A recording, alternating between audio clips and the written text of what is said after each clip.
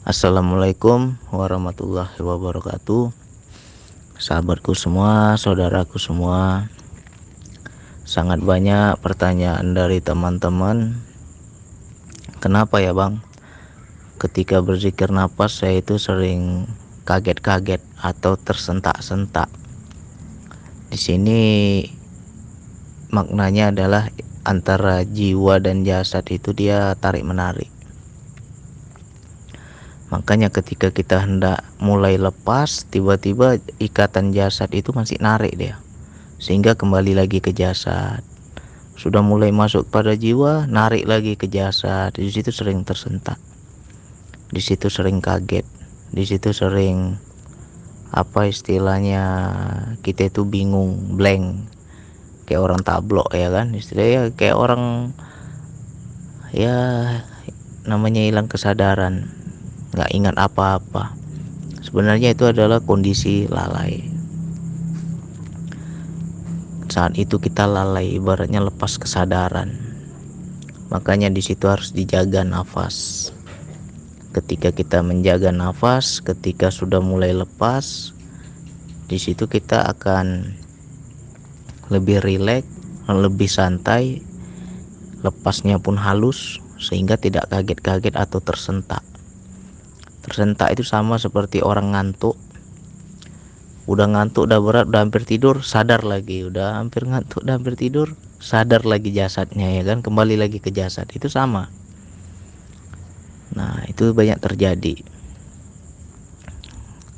Jadi disitulah pentingnya dalam berzikir nafas, relaksasi.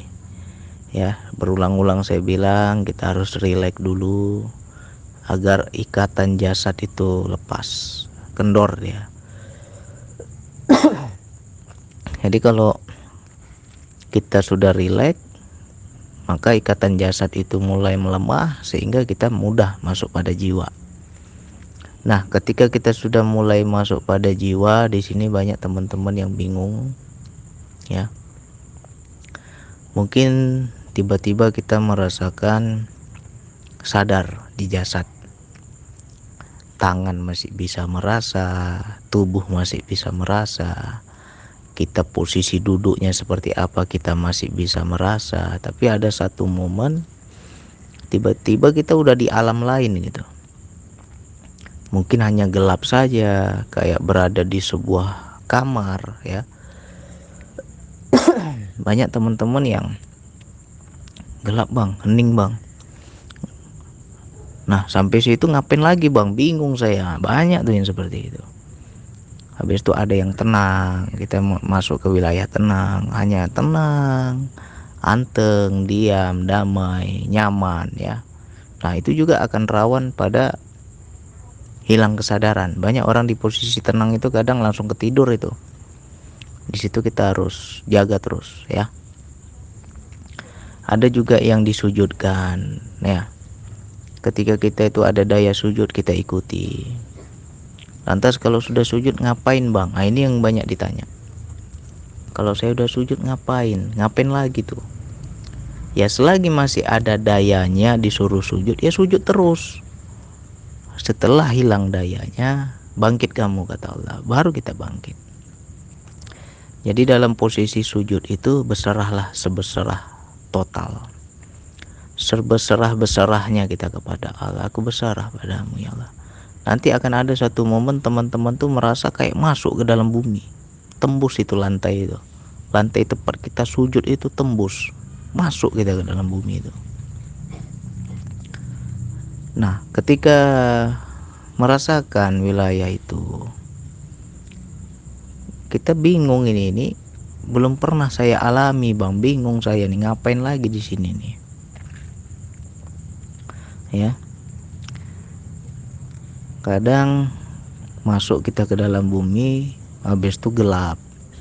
Terkadang kita kayak di alam lain, gelap. Kadang kita kayak di tengah hutan, nggak tahu mau kemana ya kan. Tempatnya asing, tempatnya ya nggak bisa diungkapkan dengan kata-kata lah. Kadang ada juga kayak di angkasa luar ya. Kadang kita di luar angkasa, melihat Bima Sakti, bintang-bintang, planet, ya kan, macam-macam lah. Itu semua masih alam yang pertama ya. Alam gaib itu ada dua. Selagi masih bisa dilihat, masih bisa dibahasakan, masih bisa kita gambarkan, itu alam pertama. Jangan terlena di situ. Banyak orang yang terlena sehingga mainnya di situ-situ aja padahal nggak jalan-jalan. Jadi bagaimana bang ketika saya mendapatkan kondisi seperti itu? Minta sama Allah, ya Allah, aku bukan mau ke sini ya Allah, aku maunya mendekat padamu ya Allah. Perjalankanlah lagi aku ya Allah, bukan di sini ya Allah. Terus nanti akan banyak pandangan yang berlapis-lapis ya. Dari satu titik ke titik lain, tembus lagi titik lain, tembus lagi ya. Ibaratnya kita kayak masuk sebuah ruangan, pintunya berlapis-lapis. Dari luar kita lihat sebuah rumah, ketika kita masuk ke rumah itu, ini kiasan ini ya, kiasan saja, bukan berarti harus memiliki pengalaman seperti itu, tidak. Kita masuk ke dalam rumah, di dalam rumah itu masuk ke sebuah ruang tamu ya. Ada ruangan. Begitu kita masuk, ada pintu lagi, masuk lagi kita ke ruangan itu. Begitu dari dalam ruangan itu ada pintu lagi, masuk lagi, berlapis-lapis. Jadi jangan pernah kita merasa sampai terus. Jadi ketika teman-teman itu bingung mau ngapain, bang aku sudah di sini bang, tapi aku bingung mau ngapain lagi.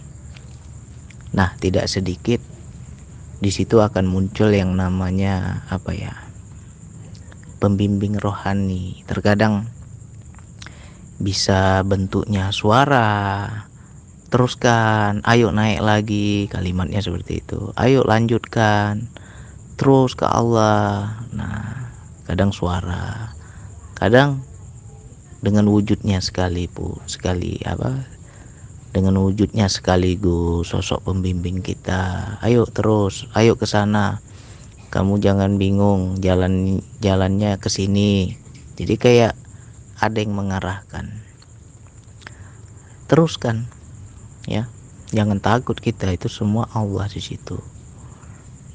Selagi dia bilang teruskan, lanjutkan, naik lagi, ya itu kata-kata itu sangat sering keluar. Ikuti. Teruskan, bukan ini ya Allah, aku gak suka aku pemandangan ini, bukan ini yang ku cari. Sehebat apapun pemandangannya, setakjub apapun yang kita lihat, bukan itu ya.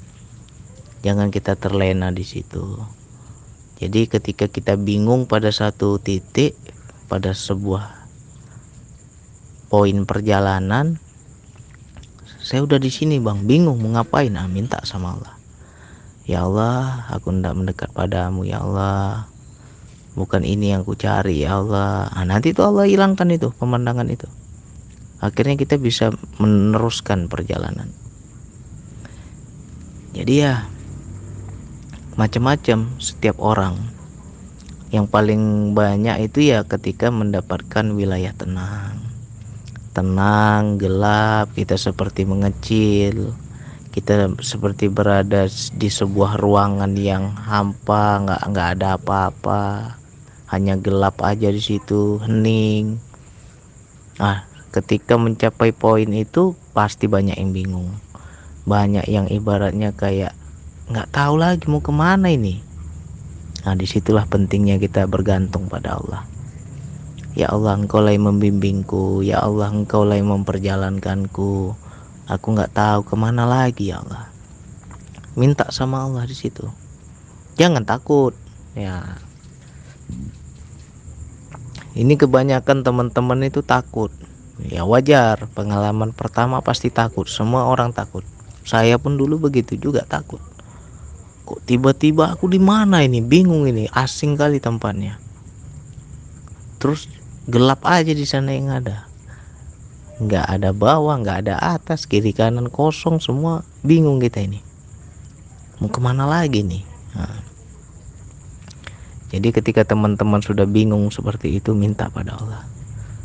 Engkaulah yang memperjalankanku ya Allah. Engkaulah yang memanduku, membimbingku, tunjukkan aku jalannya yang mana. Nanti itu semua akan hilang, sehingga kita bisa melanjutkan perjalanan ya. Selagi apa yang masih bisa dipandang, dilihat, dirasa, dipikirkan, diucapkan, itu masih alam pertama. Ayo kita naik lagi ke alam yang tanpa persepsi. Disitulah alam ilahi yang sesungguhnya. Kita hanya paham, hanya mengerti, tapi kita nggak bisa ungkapkan. Ya, bagi yang sudah pernah ke sana akan paham ini kata-kata saya. Kita hanya sekedar paham, kita hanya sekedar mengerti, tapi kita untuk menjelaskan di sana seperti apa gambarannya nggak bisa. Ya, itu tuh alam ilahi yang benar. Oke, dilanjutkan terus zikir napasnya, jangan harap apa-apa. Bagi yang belum pernah ke sana, jangan minta-minta. Semakin diminta semakin nggak dapat. Nah, ini saya hanya cerita apabila suatu saat teman-teman mengalami, jadi udah tahu kemana arahnya. Ya, kalau belum pernah mengalami, jangan diminta-minta. Karena setiap orang berbeda-beda pengalamannya. Oke, sekian dari saya. Wassalamualaikum warahmatullahi wabarakatuh.